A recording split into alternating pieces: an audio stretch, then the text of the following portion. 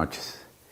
El licenciado Luis de la Barreda presidió la Comisión de Derechos Humanos de la capital del país. Buenas noches, Luis. Carlos, es un gusto estar aquí. ¿En qué años encabezaste la comisión? Fue en otra vida, de octubre de 1993 a septiembre de 2001. Fueron 2 periodos. Fui reelegido y entonces estuve 8 años. Y de hecho estaba recién fundada o estaba recién nacido el concepto institucional de la defensa de los derechos humanos en México. Eran años, bisoños. Fueron el doctor Héctor Fitzamudio y el doctor Jorge Carpizo los que en México hablaron de la figura del ombudsman, de la importancia que ha tenido en el mundo. Es una figura que nace en Suecia con la Constitución liberal de principios del siglo XIX y se elige, el monarca elige a una persona de gran prestigio para que medie entre la autoridad y el ciudadano que tiene alguna queja contra esa autoridad y resuelva los casos sin necesidad de ir a tribunales, porque los tribunales son costosos, son lentos, son demasiado formalistas, tardan mucho en... Lo ideal es la vieja fórmula de mejor un mal arreglo que un buen pleito. Sí, y entonces tiene un gran éxito el ombudsman en Suecia, replican la figura a todos los países escandinavos. Y de ahí se desparrama al mundo. A partir del término de la Segunda Guerra Mundial ha sido una proliferación de la institución por el mundo y en general ha tenido gran éxito. Bueno, el caso es que Luis de la Barreda presidió la Comisión de Derechos Humanos en Ciudad de México, en ese tiempo Distrito Federal, y por lo tanto, Luis, pues supongo que conoces muy bien el trabajo que ha desempeñado Nacheli Ramírez, actual presidenta de esa comisión, y pues quise platicar contigo a propósito de la reelección en la presidencia de la Comisión Nacional de los Derechos Humanos de la señora Rosario Piedra. ¿Qué piensas del trabajo que ha desempeñado Nacheli Ramírez, quien se supone pues era a quien la presidenta Claudia Sheinbaum hubiera preferido como presidenta? Nacheli Ramírez y otros de los aspirantes tenían muchos más méritos, obviamente, que la señora Piedra. Nacheli ha hecho un papel reconocido. Yo le reprocharía que no hubiera emitido una recomendación cuando el caso del metro. El caso del metro... Cuando la caída de la línea 12. Eso fue muy escandaloso, porque además de que hubo muchos muertos, se contrata a una empresa de gran prestigio para que haga el dictamen, y cuando hace el dictamen esa empresa y dice, fue la construcción, sí, defectos de construcción, pero también deficiencias de mantenimiento, la entonces jefa de gobierno, Claudia Sheinbaum, desconoce el dictamen, y creo que ahí faltó una recomendación. Pero bueno, fuera de ese caso y algún otro, creo que Nacheli hizo un papel bastante decoroso en la comisión. Que debe ser un trabajo como institución autónoma frente al gobierno y no con el gobierno, ¿no? Frente al poder, no como un partido de oposición, no como ONG, no como una ONG que en todo se ponga al gobierno. Debe ser muy objetiva y muy rigurosa en su investigación. Pero ya que se demuestra que hubo una violación a derechos humanos, tiene que ponerse de parte de la víctima y exigir que el abuso se enmiende y que la víctima sea resarcida en sus derechos.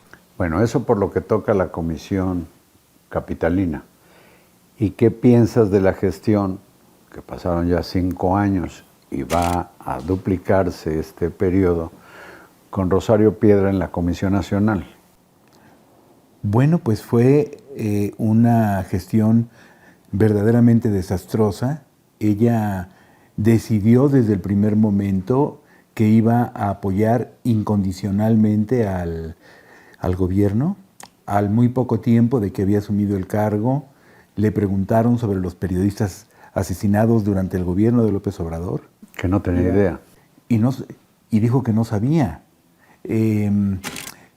Perdón, y el actual presidente de la mesa directiva del Senado, Gerardo Fernández Noroña, la ha elogiado como si fuera parte de la administración, ¿no? ¿Qué es lo que dijo Fernández Noroña? Fernández Noroña declaró ante la luz de críticas que ha habido por la reelección, declaró que bueno, que se le apoyó porque está apoyando la Cuarta Transformación, porque está con el proceso de transformación. Rosario Piedra cayó ante abusos gravísimos del gobierno, cayó ante la falta de medicamentos para los niños con cáncer, ante la negativa cruel, injustificada, de que los médicos del sector privado se vacunaran prioritariamente contra el COVID, cayó ante la persecución contra 31 científicos prestigiados. ¿Del CONACYT? De CONACYT, sí, de CONACYT. Bueno, y también cayó con la desaparición o la retirada del apoyo a las estancias infantiles, la desaparición de las escuelas de tiempo completo. Alguna vez le preguntaron que se iba a defender al INE y declaró, es increíble, dijo, que se defienda solo. Una cosa, cayó ante los ataques al Poder Judicial, ante los agravios del presidente de la República en las mañaneras contra periodistas, contra intelectuales, contra escritores, contra científicos, contra académicos. Es decir, fue cómplice por su silencio de esas arbitrariedades. Negó que hubiera una crisis de derechos humanos, apoyó la militarización del país, la apoyó abiertamente, no dijo nada ante el deterioro de la educación pública básica, ante estas barbaridades del pequeño Mars Arriaga. Digo, el pequeño sí, los nuevos libros de texto. Sí, que son una barbaridad. Entonces, no fue... Hoy se le llama un buzzperson para utilizar un lenguaje inclusivo que no me gusta. No fue una verdadera defensora pública de los derechos humanos. Si me permites, sobre el lenguaje inclusivo, escuché una ironía maravillosa, que a este paso 2 y 2 van a ser 4. Pero bueno, perdón por la distracción. En el caso de las Fuerzas Armadas, a mí me llama la atención que las recomendaciones de Rosario Piedra sobre la actuación de militares en casos en que resultan personas, pues se dice que pierden la vida. No pierden la vida. Personas que resultan asesinadas.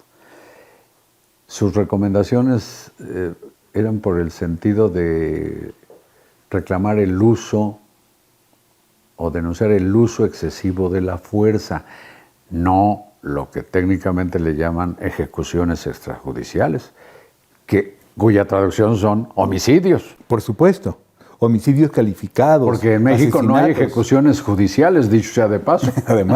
Además, sí. El uso excesivo de la fuerza es, por ejemplo, si para detener a una persona no solamente se emplea la fuerza necesaria y racional, sino que además hay un exceso en la violencia de parte de la policía o de la Guardia Nacional o de los militares. Esas son ejecuciones extrajudiciales. Que el término yo creo que debiera cambiarse porque, de nueva cuenta, en México legalmente no existen ejecuciones judiciales. Exacto. No deja de ser, en fin, un eufemismo. Pero en su defensa, Rosario Piedra alega que durante su gestión de ya 5 años ha emitido más recomendaciones que ninguna otra presidencia de la CNDH. ¿Qué dices de eso? No sé cuántas recomendaciones emitió, podría haber emitido una recomendación diaria, y si eso lo multiplicamos por 5 años, pues serían miles de recomendaciones. Pero no es el papel del Ombudsman emitir muchas recomendaciones. El papel del Ombudsman es combatir los abusos de poder. El Ombudsman tiene esa misión, y su misión es combatirlos con toda su fuerza, con todo vigor, y apoyarse en la sociedad para combatir esos abusos. No emitir muchas recomendaciones. Perdón, combatir los abusos del poder que afectan los derechos humanos. Por supuesto. Y no precisamente alcahuetear los abusos del poder. Pero ella dice que quiere convertir a la comisión en la Defensoría del Pueblo. una Defensoría del Pueblo como la que existe en Venezuela, donde esa Defensoría del Pueblo... Yo fui profesor en una maestría latinoamericana que... Perdón, este hombre es investigador del Instituto de Investigaciones Jurídicas de la UNAM. ¿Decías? Tuve la suerte de ser profesor de una maestría latinoamericana que se impartía en Maracaibo, Venezuela. Durante 12 años estuve yendo durante 15 días cada año a Maracaibo. Y a principios de este siglo se iba a instituir en ese país el ombudsman. Había un gran entusiasmo. Y me invitaron a dar una plática sobre la institución, porque la comisión, lo digo sin ninguna modestia, la comisión del DF tenía un gran prestigio internacional. Amnistía Internacional le hizo un gran reconocimiento, por ejemplo. Y en lugar de eso, cuando llega Chávez, se crea una Defensoría del Pueblo que también, como Rosario Piedra, cae ante todos los abusos. Que además no está para eso la comisión, es decir, está no para defender al pueblo, sino a las víctimas de violación de derechos humanos. Exacto. Se le identifique o no como pueblo. Los derechos humanos se defienden frente a las autoridades, frente a los grupos de poder y frente a la comunidad completa. ¿Qué pasa si una comunidad completa está de acuerdo, y pasa en nuestro país, en algunas comunidades indígenas, está de acuerdo en que una niña sea vendida a otra familia para contraer matrimonio con un miembro de la familia compradora? Y todo el pueblo está de acuerdo, como ha sucedido.